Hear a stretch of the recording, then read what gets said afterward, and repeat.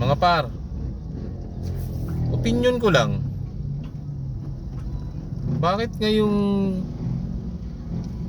midterm election marami na namang tumatakbo? Yung iba naman tumatakbo para saan? Para sa pera?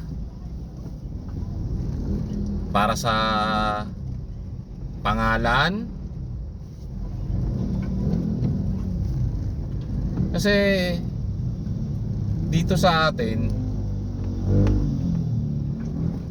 bakit pagka sa politika, kahit may kaso, may pending criminal case o kung ano pa yun, pwedeng tumakbo, tapos pag binoto mananalo pa. Pag mag-a-apply ka naman ng trabaho sa mga private company, pag meron kang record o kahit maliit man yan o barangay lang, record sa barangay, record sa pulis, hindi ka tinatanggap. Kasi katwiran nila, parang hinuhusgahan ka na eh, na once na meron kang criminal record, masamang tao ka na, ginajudge ka na kaagad. Yan ang katotohanan dito. Pero pag sa politika talaga,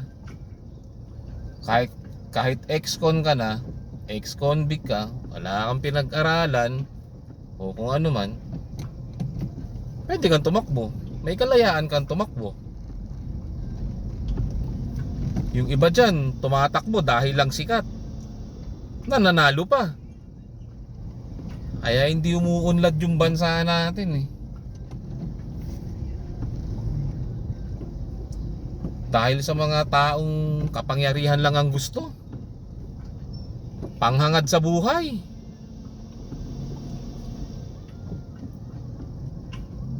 Dapat sa susunod, mabago na yan. Kung ano yung pinapatupad ng mga private sector na kumpanya, dapat ganun din. Ganun din sa mga public servant. Para pantay-pantay.